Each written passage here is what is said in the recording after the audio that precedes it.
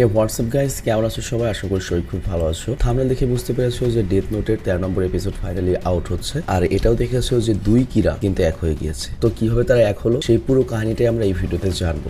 তবে গাইস, ভিডিওটা স্টার্ট করার পূর্বে ছোট্ট একটা বিজ্ঞাপন রয়েছে, তবে এটা অন্য কোম্পানির কমার্শিয়াল বিজ্ঞাপন নয়। অ্যাকচুয়ালি হয়েছে কি, আমাদের বাংলাদেশে কিন্তু এনিমির একটা হিউজ ফ্যান ফলোয়ার রয়েছে, এবং বিদেশে যারা এনিমি ফ্যান রয়েছে তাদের কালেকশনে কিন্তু এনিমি রিলেটেড অনেক ধরনের জিনিস থাকে, বাট আমাদের অনুন্নত দেশ হওয়ার কারণে আমরা অনেক জিনিস থেকে বঞ্চিত। তো তোমরা এনিমি যারা ফ্যান রয়েছো তাদের জন্য আমি একটা হিউজ প্ল্যান করেছি, সেটা হচ্ছে এনিমি রিলেটেড যে তোমার অ্যাকশন ফিগার গুলো থাকে ক্যারেক্টারের, সেই অ্যাকশন ফিগার গুলো আমি বাংলাদেশে ইম্পোর্ট করতে যাচ্ছি, এবং এসব অ্যাকশন ফিগারের দাম থাকে হচ্ছে 20 থেকে 30 ডলার করে। কিন্তু আমি সেটা করবো কি, একেবারে প্রায় কেনা দামে তোমাদের হাতে পৌঁছে দেবো। এর কারণটা হচ্ছে বিদেশে 20-30 ডলার কোনো ব্যাপার না, ওরা মাসে 2-3 হাজার ডলার কামায়, 20-30 ডলার ব্যাপার না। কিন্তু আমাদের ইনকামও কম, বেশিরভাগ মানুষের আমাদের সামর্থ্যও কম, কিন্তু শক্ত আছে। তো আপাতত আমার হাতে গোজোর অ্যাকশন ফিগার এসেছে। এটা লম্বা 6 ইঞ্চির উপরে এবং খুবই প্রিমিয়াম কোয়ালিটির, সাথে থাকবে বক্স এবং স্ট্যান্ড। আর এই অ্যাকশন ফিগারটা তুমি যদি নিতে চাও, আমাদের যে র্যান্ডম স্টোর রয়েছে, যেটা লিঙ্ক আমি ডিসক্রিপশন এবং পিন কমেন্টে দিয়ে দিয়েছি, সেখানে গিয়ে তুমি মেসেজ করবে যে অ্যাকশন ফিগারটা আমার লাগবে, আর তাহলে তুমি কন্ডিশন পার্সেল এটা পেয়ে যাবে। আর এটার প্রাইস রেখেছি আমরা 850 টাকা অনলি, এবং পার্সেল খরচ তোমাকে বের করতে হবে। এবং যারা টুকটাক অ্যাকশন ফিগার সম্পর্কে আইডিয়া আছে তারা বলতে পারবে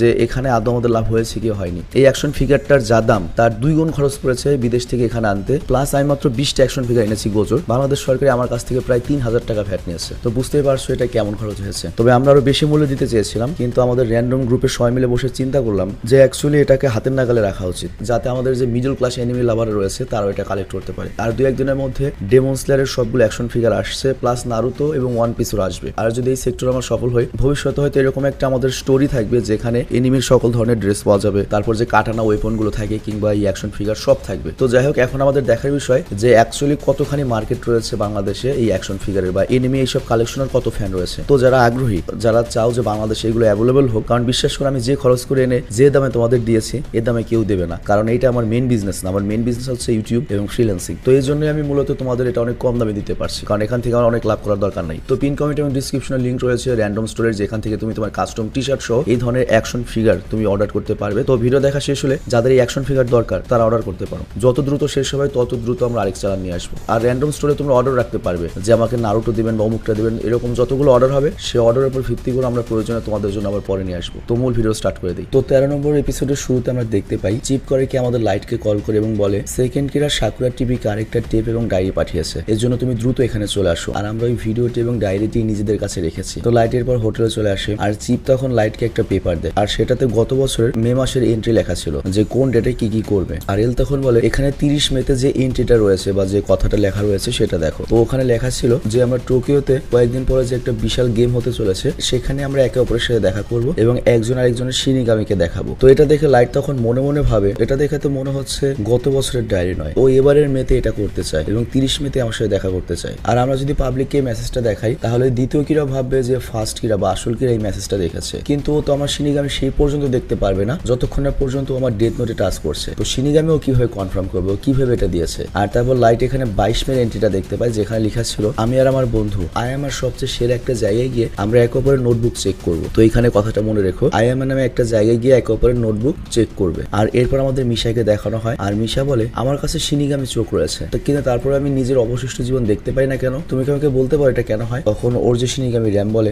দেখো যাদের কাছে ডেথ নোট রয়েছে তারা শুধুমাত্র সে বাদে বাকি যারা রয়েছে তারা কতদিন বাঁচবে সেটা দেখতে পায়, তাদের নাম দেখতে পায়। কিন্তু এখানে একটা কথা বলতে হচ্ছে, আমরা শিনিগামিরা কিন্তু অন্য শিনিগামিদের লাইফ স্পেন দেখতে পাই না। ঠিক সেরকম যে ব্যক্তির কাছে ডেথ নোট রয়েছে সে সাধারণ মানুষেরটা দেখতে পারবে, কিন্তু যার কাছে ডেথ নোট রয়েছে তারটা দেখতে পাবে না। মানে এখানে মিশা চাইলেও নিজে কতদিন বাঁচবে সেটা দেখতে পারছে না, প্লাস লাইটেরটাও দেখতে পারবে না কতদিন বাঁচবে। এরপর মিশা রেডি হয়ে বের হয়, আর অন্যদিকে আমরা লাইটের সিন দেখতে পাই। আর লাইট তখন 22 মের এন্ট্রি দেখে মনে মনে বলে এখানে যে নোটবুকের কথা বলেছে এটা কি ওই ডেথ নোটের কথা বলছে, আর এটা এমন ভাবে বলেছে যাতে শুধুমাত্র আসল কিরাই বুঝতে পারে, মানে আমি খালি একমাত্র এটা বুঝতে পারবো। কিন্তু পুলিশদের চোখ ওই 30 মেতে আটকে যাবে যে 30 মেতে আমরা যেদিন দেখা করব আর খেলার দিন শিনিগামি কনফার্ম করব। কিন্তু অ্যাকচুয়ালি এই পৃষ্ঠার মধ্যে আসল যে মেসেজটা সেটাও 22 মের এন্ট্রিতে দিয়েছে, যেটা শুধুমাত্র আসল কিরা বুঝতে পারবে এটার অর্থ। আর তখন এল লাইটকে জিজ্ঞাসা করে এটা দেখে তোমার কি মনে হলো। লাইট তখন বলে এটার ব্যাপারে আমি তোমাকে ভেবে চিনতে বলবো, তবে আমার কাছে এটা মূল্যহীন মনে হচ্ছে। আর মনসুরা তখন বলে হ্যাঁ আমার কাছেও মূল্যহীন মনে হচ্ছে। আর সে যদি কিরার সাথে ওই খেলার দিন দেখা করতে চায় তাহলে ও এটা কেন বুঝতে পারছে না। আমরা যদি এই মেসেজটা সবাইকে দেখাই যে কিরা ওই দিন ওই খেলার মধ্যে আসবে, তাহলে তো সবাই ভয় পেয়ে যাবে এবং ভয় পেয়ে ওই খেলাটাই বন্ধ হয়ে যাবে। কিন্তু এটা করলে আবার ওই নকল কিরাকে আমরা ধরবো কিভাবে, ওর সাথে আমরা দেখা করবো কিভাবে। তো এল তখন বলে আমি কিছুই বুঝতে পারছি না, আমার একটু সময় লাগবে, এটা কিভাবে সমাধান করা যায়। কারণ তোমার কথাই ঠিক, এই ডায়েরির এই কথাটা যদি আমরা ব্রডকাস্ট করে দিই টিভিতে, আমরা যদি অ্যানাউন্স করি যে 30 মে যে খেলাটা হতে চলেছে সেখানে কিরা দেখা করবে, তাহলে একটা গ্যাঞ্জামের সৃষ্টি হবে। আবার আমরা যদি এটা ব্রডকাস্ট নাও করি তাহলে দেখা যাবে সেকেন্ড কিরা অনেক রেগে যাবে। তাহলে এখানে একটা টেকনিক রয়েছে, আমরা সেকেন্ড কিরাকে একটা নকল মেসেজ পাঠাবো যে ঠিক আছে আমরা তোমাদের সাথে সেখানে দেখা করব। তখন চিফ বলে তোমার কি মনে হয় পাবলিকালি এই মেসেজ দেওয়ার পরে জমুক জায়গায় দেখা করবো তারপরও আসবে? ওর কি একটা টেনশন থাকবে না যে ওখানে পুলিশ থাকতে পারে, সিকিউরিটি থাকতে পারে? আর তখন এই কথা শুনে এল বলে আমার মনে হয় না আসল কিরা কখনো এই খেলার মধ্যে আসবে বা ওর সাথে দেখা করবে, কিন্তু আমি সেকেন্ড কিরার ব্যাপারে জানি না, ও আসতেও পারে। আর সেকেন্ড কিরাকে আমার অত বোকা মনে হচ্ছে না, হতে পারে এই ডায়েরির মধ্যেই কোনো একটা গোপন কোড লুকানো রয়েছে যেটা শুধুমাত্র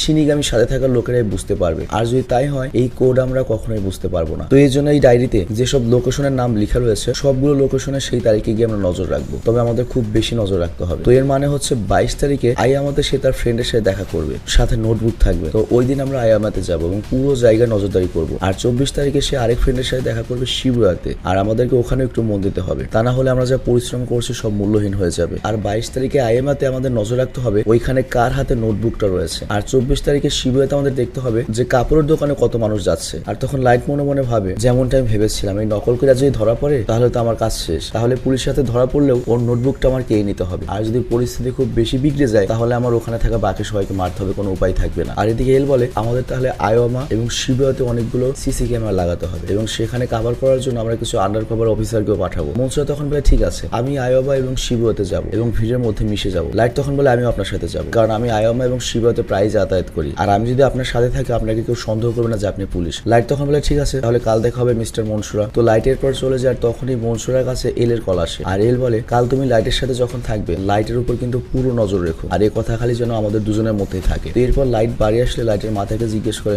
তো লেট হলো কেন? আর লাইট তখন মনে মনে ভাবে আমি যে কিরা ইনভেস্টিগেশনে হেল্প করছি, পুলিশকে সাহায্য করছে, এই কথা যদি মা শুনে মা ভয় পেয়ে যাবে, তো এখন কি বলা যায়? আর তখন লাইট বানিয়ে বলে যে আসলে আমি আমার গার্লফ্রেন্ডের সাথে ছিলাম। তো এই কথা শুনে মা পুরো অবাক হয়ে যায় যে পুলা বলে কি। আর ওর বোন শুনে বলে ভাইয়া তোর গার্লফ্রেন্ড আছে? তো লাইট কোনো কথা বলে না, রুমে চলে যায়। আর তারপর রুমে এসে ও রিয়ককে বলে রিয়ক তোমাকে আমার কিছু জিজ্ঞেস করা আছে, তুমি কি সকল প্রশ্নের ঠিক ঠিক উত্তর দেবে? দেখো যদি একটা শিনিগামী মানুষের দুনিয়াতে আসে তাহলে কি অন্য শিনিগামী তার সাথে কথা বলতে পারে? রিয়ক তখন বলে হ্যাঁ যায়, কিন্তু বলা মুশকিল, এবং আমি আমার নিয়ম অনুযায়ী আমি তুমি ছাড়া আর কারোর সাথে কথা বলতে পারবো না। কিন্তু এখানে কোনো স্ট্রিক্ট কোড নেই যে আমি কথা বলতেই পারবো না, এরকম কোনো কিছু নয়। এটা চাইলে হতেই পারে যে কোনো শিনিগামী যে কোনো শিনিগামীর সাথে কথা বলবে। আর তখন লাইট বলে এর মানে হলো যদি ওই নকল কিরা শিনিগামী তোমাকে আমার সাথে দেখে ফেলে তাহলে ওই নকল কিরাকে ওর শিনিগামী বলে দিবে যে ওই যে ওইটা আসল কিরা, ওর উপরে শিনিগামী রয়েছে। রিয়ক তখন বলে আমি নিশ্চিত নই যে বলবে কিনা, এটা ওই শিনিগামীর পার্সোনালিটি এবং ইচ্ছার উপর নির্ভর করে। লাইট তখন বলে তোমার পার্সোনালিটি কি? আমি জানি তুমি এরকম কথা বলবে যেটা তুমি সবসময় বলো। রিয়ক তখন বলে হ্যাঁ যেহেতু আমি তোমার সাথে অ্যাটাচ রয়েছি তো আমি কোনো শিনিগামী দেখলে আমি তোমাকে বলতে পারবো না। লাইট তখন বলে জানতাম তুমি এরকমই বলবে, তুমি কোনো কাজই নেই। আর এরপর লাইট করে কি ইন্টারনেট চেক করে এবং ইন্টারনেট চেক করে দেখতে পায় যে আয়াবাদের সবচেয়ে পপুলার জায়গা হচ্ছে নোট ব্লু, আর 22 তারিখে সেখানে একটা ইভেন্ট হতে চলেছে। তো এখানে আও মানে হচ্ছে ব্লু আর নোটবুক তো আগে লিখে দিয়েছে, তো এর মানে হচ্ছে নোট ব্লু নামে যে ওখানে এরিয়াটা থাকবে ওখানেও থাকবে। আরো বলতে যাচ্ছে আমরা নোট ব্লুতে দেখা করবো। তো এর মানে সেকেন্ড কিরা অনেক বেশি স্মার্ট, এমনকি আমি যতটা ভেবেছিলাম তার চেয়েও বুদ্ধিমান। তো আমাকেও অনেক বেশি সাবধান হতে হবে। আর এরপর পরের দিন আয়ামার সিন আমাদের দেখানো হয় যে এখানে লাইট তার বেশ কিছু ফ্রেন্ডদের দেখেছে। তো ফ্রেন্ডদের দেখে প্রথমে মনসুরা কিছুটা কনফিউজড হয়ে যায় এবং সেভাবে লাইট এটা কি করছে, এতগুলো লোকজন আনছে কেন? কিন্তু ওরা যখন লাইটদের সাথে চলতে থাকে তখন মনসুরা এটা ভেবে খুশি হয় যে লাইট পুরো ভালো একটা কাজ করেছে। আমরা যদি একসাথে এতজন হ্যাং আউট করি এতগুলো স্টুডেন্ট দেখে সবাই মনে করবে যে আমরা সাধারণ মানুষ, কে ভাববেও না যে এখানে পুলিশ অফিসার রয়েছে। তো লাইটের বুদ্ধি সত্যি চমৎকার। কিন্তু লাইট এটা কেন করেছে জানো? লাইট মনে মনে বলে এখন ওই নকল কিরা শিনিগামী যদি আমার রিয়ককে দেখেও ফেলে তাও বুঝতে পারবে না যে আমি কিরা, কারণ এখানে অনেকগুলো মানুষ রয়েছে, কার উপর রিয়ক রয়েছে এটাও বুঝতে পারবে না, আর আমাকে চিনতেও পারবে না। আর আমাকে শুধু ওই নোটবুর এন্ট্রান্সের উপর নজর রাখতে হবে। আর তখন আমরা দেখতে পাই সেখানে মিশা বসেছিল এবং সে ভেতরে বসে রয়েছে, আর সে লাইটকে দেখে চিনে ফেলে এবং লাইটের নামও পড়ে ফেলে যে মুন ইয়াগামি, যেটাকে লাইট ইয়াগামি হিসেবে পড়া হয়। তো মিশা তাকে দেখে বলে এটাই তো সেই ছেলে যে আর কত বছর বাঁচবে এটা আমি দেখতে পারছি না, তার কারণে ওর কাছে ডেথ নোট রয়েছে আর ওই কিরা, আর আমি ভাবিও নি যে এত সহজে আমি খুঁজে বের করতে পারবো। আর এখানে আমরা দেখতে পাই মিশা তার পুরো রূপ বদলে এসেছে, আর তার সাথে র্যামো ছিল। তো র্যামো রিয়ককে দেখে ফেলে, কিন্তু লাইট মিশাকে দেখতে পায় না এবং ওখান থেকে চলে যায়। আর এরপর মিশা বলে র্যাম চলো আমরা এখন বাড়িতে চলে যাই, আর ওর নাম আমি এমনিতেও জেনে গিয়েছি, বাকি তথ্য ইন্টারনেট থেকে বের করতে পারবো। আর এখানে গিয়ে তো আর এতজনের মধ্যে বলতে পারছি না যে মিস্টার কিরা আপনার সাথে কথা বলতে চাই, আপনার সাথে দেখা হয়ে ভালো লাগলো, আর আমি ওই সেকেন্ড কিরা। তো এর জন্য বাড়িতে গিয়ে ইনফরমেশন বের করে আমি ওর সাথে কন্ট্যাক্ট করবো। তো এরপর আমরা মিশার বাড়ির সিন দেখতে পাই, আর সে ইন্টারনেট থেকে লাইটের সকল ইনফরমেশন বের করে ফেলেছে। আর সে বলে লাইট সত্যি তুমি অনেক চমৎকার, আমি ভাবতে পারিনি তুমি এত ইয়ং আর হ্যান্ডসাম কুল একটা ছেলে হবে, আমি যা ভেবেছিলাম তার অনেক বেশি স্মার্ট, বেশি সুন্দর। আর ধন্যবাদ যে দুনিয়ার অনেক জায়গা রয়েছে যেখানে মানুষের পার্সোনাল রেকর্ড বিক্রি হয়, আর এই কারণেই আমি তোমার নামের সাথে সাথে তোমার বাড়ির অ্যাড্রেসও পেয়ে গিয়েছি। খুব শীঘ্রই আমাদের দেখা হচ্ছে। হচ্ছে। আর তারপর আমরা আবারও হোটেলের সিন দেখতে পাই যেখানে আইজাওয়া বলে 22 তারিখে আয়োমা আর 24 তারিখে শিবুয়াতে সন্দেহ করার মতো আমি কিছুই পাইনি। আর লাস্টের যে জায়গাটা বাকি রয়েছে সেটা হচ্ছে 30 তারিখ ওই খেলার দিনটা। আর লাইট তখন মনে মনে বলে আমি ওই নোটগুলোর ভেতরে এমন কাউকে দেখিনি যে সেকেন্ড কিরা হতে পারে। আর তখনই ওয়াতারির কাছে একটা মেসেজ আসে আর বলা হয় দ্বিতীয় কিরা সাকুরা টিভিতে আরেকটা টেপ পাঠিয়েছে। আর এই টেপটা পাঠানো হয়েছিল 23 তারিখে, মানে 22 তারিখে লাইটরে গিয়ে দেখা করে এসে তার পরের দিন। তো এখানে কিরার মেসেজ প্লে হয় যেখানে সেকেন্ড কিরা বলে আমি তোমাকে খুঁজে পেয়েছি, আর এর জন্য আমি টেলিভিশন স্টেশনের সকল ব্যক্তি এবং পুলিশদেরকে ধন্যবাদ জানাই মন থেকে। আর লাইট তখন মনে মনে বলে এটা হতেই পারে না, ও আমাকে কিভাবে দেখতে পারে আয়োমাতে, তার মানে ওর শিনিগামী কি আমার শিনিগামী রিওকে দেখে ফেলেছে আর ওকে বলে দিয়েছে, এটা হতেই পারে না। কিন্তু এটাও তো হতে পারে না কারণ সেখানে অনেকগুলো মানুষ ছিল, আমাকে তো চেনার কথা নয়, আর আমি কাউকে দেখিওনি যে আমার পিছু করছিল। আর ওদিকে এলো মনে মনে বলে যদি এই কথা সত্যি হয়ে থাকে তাহলে এই টেপ পাঠানো হয়েছে 23 তারিখে আর 22 তারিখেই লাইট করেছিল কি কিরাকে খুঁজতে আয়ামাতে গিয়েছিল। তাহলে কি লাইট সত্যিই কিরা হতে পারে? যদি আমার প্রমাণ নেই যে সেকেন্ড কিরা বলেছে যে আয়ামাতে ও কিরাকে খুঁজে পেয়েছে, আমি কিছু বুঝতে পারছি না। তো এখানে তারা সবাই একটু নার্ভাস হয়ে যায় আর তারা বলে তার মানে কি সেকেন্ড কিরার ফার্স্ট কিরার দেখা হয়ে গিয়েছে, এটা তো অনেক খারাপ একটা ব্যাপার। তখন এর বলে না, সেকেন্ড কিরা শুধুমাত্র এটা বলেছে যে খুঁজে পেয়েছে, এখনো দেখা করেনি। তো এই জন্য আমার মনে হয় পুলিশের পক্ষ থেকে সেকেন্ড কিরাকে একটা মেসেজ আমাদের পাঠানো উচিত আর আমাদের সেকেন্ড কিরার সাথে এখন একটা ডিল করা উচিত ওরা দুজন মেলার আগেই। আর তার পরিবর্তে আমরা সেকেন্ড কিরার কাছ থেকে আসল কিরার ইনফরমেশন নিয়ে নেব যেহেতু আসল কিরাকে চিনে ফেলেছে। আর রিওক তখন লাইটকে বলে লাইট এটা তো সত্যি অনেক খারাপ কিছু হচ্ছে তাই না? লাইট তখন মনে মনে বলে হ্যাঁ আমি প্রায় হেগে দিয়েছি ভয়, আমি জানি না সেকেন্ড কিরা যদি পুলিশের এই অফারটা নেয় তাহলে আবার আমার কথা বলে না দেয় আর এখানে আমার কিছুই করার থাকবে না। এরপর ফাইনালি পুলিশের অ্যানাউন্সমেন্ট হয় যেখানে টিভি চ্যানেল থেকে পুলিশের পক্ষ থেকে সেকেন্ড কিরার উদ্দেশ্যে বলা হয় তুমি যদি প্রথম কিরার নামার লোকেশন জেনেই থাকো তোমার কাছে কিন্তু এখনো সময় রয়েছে, তুমি কিরার সাথে দেখা করতে যেও না, কারণ তুমি যখন ওর কাছে যাবে ও তোমাকে ইউজ করবে তারপর তোমাকে মেরে ফেলবে আর আমরা তোমার জীবনের কদর করি, তুমি যত মানুষকে মেরেছো আমরা সব ক্ষমা করে দিচ্ছি, কিন্তু তুমি আমাদের ওই প্রথম কিরার ইনফরমেশন দিয়ে দাও তাহলে আমরা ওই নিঃশংস প্রথম কিরা থেকে এই দুনিয়ার মানুষকে বাঁচাতে পারবো, তোমার একটা দায়িত্ববোধ রয়েছে তাই না? তো এটা শুনে মিশা করে উঠে দাঁড়ায় আর রেডি হয়ে বাড়ি থেকে বের হয়ে যায়। আর রিয়াম জিজ্ঞেস করে তুমি কোথায় যাচ্ছ? মিশা বলে আমার পরিচয় দিতে। আর তারপর আমরা দেখতে পাই মিশা লাইটের বাড়িতে চলে এসেছে আর লাইটের দরজায় রিং বাজায় আর এখানে লাইটের বোন দরজা খোলে আর মিশা তখন বলে আমি মিশা আমানে আর লাইটের অনেক গুরুত্বপূর্ণ একটা নোটবুক আমি ফেরত দিতে এসেছি কারণ ওই নোটবুকটা ইউনিভার্সিটিতে ফেলে এসেছিল। তো এরপর সায়োকারিকে লাইটকে দেখে দেয় আর লাইট ভাবে নোটবুক কি হতে পারে এটা। তো এরপর লাইট বাইরে এসে দরজা বন্ধ করে দেয় আর মিশা তখন তার পরিচয় দেওয়া শুরু করে। সে বলে আমি মিশা আমানে, আপনার সাথে দেখা করে ভালো লাগলো আর আমার মনে হচ্ছিল টিভিতে পুলিশদের ওই অ্যানাউন্সমেন্ট দেখে আপনার এক টেনশনে রয়েছেন, এই জন্য আমি দ্রুত এখানে চলে এসেছি আর এই যে আমার ডেথ নোট। আর এটা বলে মিশা করে কি লাইটকে ডেথ নোটটা টাচ করায় আর তখনই লাইট করে কি মিশার সাথে মিশার শিনিগামী র্যামকে দেখতে পায় আর লাইট কনফার্ম হয়ে যায় যে এইটাই সেকেন্ড কিরা। তারপর তাড়াতাড়ি মিশাকে ঘরে নিয়ে আসে আর তখন ওর মা আর বোন অদ্ভুত ভাবে ওর দিকে তাকিয়েছিল, মানে বুঝতেই পারছো ক্লাসের ফার্স্ট বয় যে সারাজীবন বই নিয়েছিল সে আজকে বউ নিয়ে আসছে। তো লাইট তখন ওর মাকে বলে কি হয়েছে মা, তুমি এরকম রিয়েক্ট করছো কেন? আমি তো তোমাদের কালকেই বলেছি যে আমার গার্লফ্রেন্ড আছে আর ও এত দূর থেকে আমার নোটবুকটা ফেরত দিতে এসেছে, তুমি কি ওর জন্য চা বানাতে পারো? তো চিন্তা করো লাইটের কি ভাগ্য, তুমি কি এভাবে বাড়িতে গার্লফ্রেন্ড নিয়ে গিয়ে মাকে বলতে পারবে এত দূর থেকে কষ্ট করে এসেছে আম্মু তুমি কি আমার গার্লফ্রেন্ডের জন্য চা বানাতে পারো? তোমার আম্মায় সলার বাড়ি মারবো, বিয়ের আগে আমাদের চা বানাস। তো যাই হোক এরপর লাইট রুমে চলে আসে আর মিসা তখন সেখানে বসে পড়ে আর লাইট তখন জিজ্ঞেস করে তুমি আমাকে কিভাবে খুঁজে পেলে? মিসা বলে আমি জানতাম তুমি শিনিগামী আইস এখনো নাওনি, দেখো তোমার কাছে যখন শিনিগামী আইস থাকবে তখন তুমি যে কোনো মানুষের লাইফ স্প্যান বা কতদিন বাঁচবে এবং তার বয়স কত এটা দেখতে পারবে, কিন্তু তুমি শুধুমাত্র তাদেরটা দেখতে পারবে না যাদের কাছে ডেথ নোট রয়েছে। তো এই জন্য আমি ভিড়ের মধ্যে যখন তোমাকে দেখেছি একমাত্র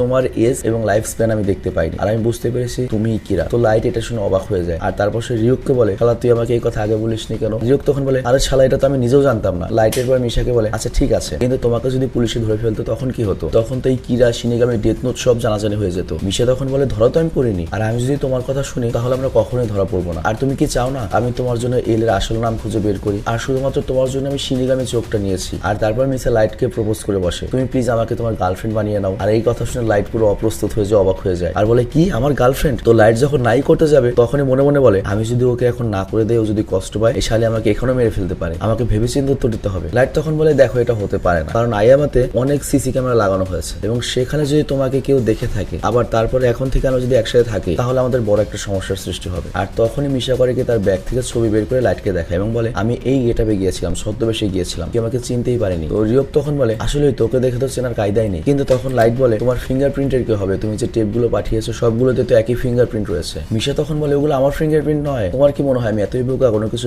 না ভেবেই কাজ করবো? দেখো এই টেপগুলো পাঠানোর জন্য আমি কনসাই রিজনে গিয়েছি এবং সেখানে আমার একটা বন্ধু ছিল আর তাকে আমি বলেছিলাম যে আমি নকল ভূতের ভিডিও বানাবো আর সেগুলো একটা টিভি শোতে পাঠাবো। তো আমাকে সাহায্য করার জন্য রাজি হয়ে যায় আর তারপর আমি 10টা টেপ ওর হাত দিয়ে ব্যাগে ঢুকিয়েছি এবং আমি কনফার্ম করেছি যে সেগুলোতে আমার ফিঙ্গারপ্রিন্ট নেই। আর তারপর আমি যেটা করেছি ওই টেপগুলোর মধ্যে শুধুমাত্র কিরার ছবি অ্যাড করে দিয়েছি আর পরে সাউন্ড অ্যাড করে দিয়েছি। লাইট তখন বলে তাহলে তোমার ওই বন্ধু কোথায়? মিশা তখন চিৎকার করে বলে তুমি যদি চাও আমি ওকেও মেরে ফেলতে পারি, ওকে কি এখনই মেরে ফেলবো আমি, আর তুমি যদি বিশ্বাস না করো তাহলে আমার ডেথ নোটটা তোমার কাছে রেখে দাও, কিন্তু মালিকানা আমারই থাকবে, যাতে আমি আমার শিনিগামি চোখটা ইউজ করতে পারি। আর মিশা তখন বলে তুমি এত ভয় পাচ্ছ কেন, এই ডেথ নোট তোমাকে যদি আমি দিয়ে দিই তাহলে তো আমার কাছে আর কোনো উপায় নেই যে আমি তোমাকে মারতে পারবো, আর তোমার যদি মনে হয় আমি তোমার কোনো কাজের না তাহলে তুমি আমাকে এখনই মেরে ফেলতে পারো। লাইট তখন বলে হতে পারে তুমি ডেথ নোটের কোনো একটা পিসটা তোমার কাছে লুকিয়ে রেখেছো, তুমি সেটা ইউজ করে আমাকে মেরে ফেলতে পারো। কিন্তু এই কথাটা মিশার একেবারে হৃদয়ে গিয়ে লাগে। মিশা কাঁদতে থাকে আর দাঁড়িয়ে চিৎকার করে বলতে থাকে তুমি আমাকে এত সন্দেহ কেন করছো, তুমি আমাকে যে কোনো ভাবে ইউজ করতে পারো, আমি কিছুই বলবো না। বুঝছো ব্যাপারটা কি বোঝাইছে, যে কোনো ভাবে ইউজ করতে পারো, কি অফার মাইরি। লাইট কি গে নাকি, এত সুন্দর একটা মেয়ে প্রেমের অফার দিচ্ছে, সবকিছু ইউজ করে অফার দিচ্ছে, তারপরে গ্রহণ করছে না। হয় লাইট গে নয়তো কলিকাতা হারবাল, দুইটার একটা সিরিয়াস। তো যাই হোক এরপর লাইট ভাবে ও আমাকে এত ভরসা কিভাবে করতে পারে, আর এদিকে আমরা দেখি মিশা মাটিতে বসে পড়ে আর বলে ঠিক আছে আমি তোমাকে বলছি, 1 বছর আগে একটা চোর আমার বাবা মাকে আমার চোখের সামনে মেরে ফেলেছিল, আমি ওকে কখনোই ক্ষমা করতে পারবো না, এবং আদালতে কেস লড়েছি কিন্তু বারবার কোর্টের শুনানি থেকে সে বেঁচে যেত, এবং বড় বড় উকিলদের মাধ্যমে এটাই প্রমাণিত হচ্ছিল যে তার উপর মিথ্যা অভিযোগ করা হয়েছে। কিন্তু একদিন কিরা ওকে শাস্তি দিয়ে দেয়, আর তারপর থেকে কিরা আমার কাছে ভগবান হয়ে যায়, আর এই জন্য আমি তোমার সাথে দেখা করতে চাইছিলাম এবং থ্যাংক ইউ বলতে চাইছিলাম। আর তখন লাইট একটু রিল্যাক্স হয়, বুঝতে পারে না এটা আমার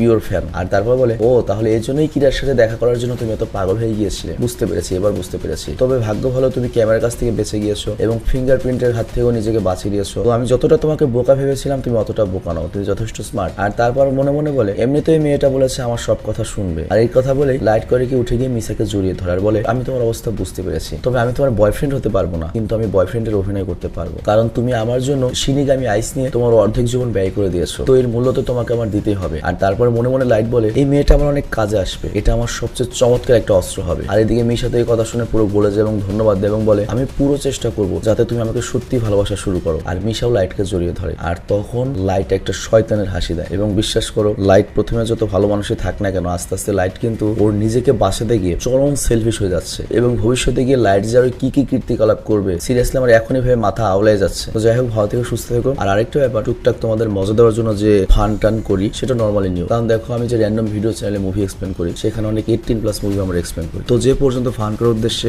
দুষ্টুমি করা যায় সে পর্যন্ত আমি দুষ্টুমি করি, তবে তারপরে বেশি ভুল হয়ে গেলে বা আমার কোনো কথা সমস্যা লাগলে সেটা আমাকে অবশ্যই কমেন্ট করে দিতে পারো, তাহলে আমি চেষ্টা করবো একবার রবটের মতো সংবাদ পাঠক পাঠিকাদের মতো কথা বলে ভিডিও এক্সপ্লেন করা। তো যাই হোক আমি বিদায় নিচ্ছি। আর গাইস আরেকটা সুসংবাদ রয়েছে, জুজুৎসু কাইজেনের কিন্তু 25 পর্ব অলরেডি রিলিজ হয়ে গিয়েছে অনলি জাপানিজে। থাম্বনেলে দেখতে পাচ্ছি ইউজি কিন্তু অনেক বিপদে পড়েছে, ইউটাকে তো আক্রমণ করেছে, তার উপর আবার রিটা এসেছে, রিটাও ইউজির উপর আক্রমণ করেছে, এবং ফাইনালি ইউজির পেটে কিন্তু ছুরি ঠুকিয়ে দেওয়া হয়েছে, এবং ইউজি খুব বড় ধরনের বিপদে রয়েছে। আর জুজুৎসু কাইজেনের 25 নম্বর এপিসোডের লিঙ্কটা আমি ডিসক্রিপশন এবং পিন কমেন্টের সাথে ইন ডিসক্রিপশনে দিয়ে দিয়েছি। এই ভিডিওটা দেখা শেষ করেই তোমরা জুজুৎসু কাইজেনের ভিডিও দেখে এসো। আল্লাহ হাফেজ।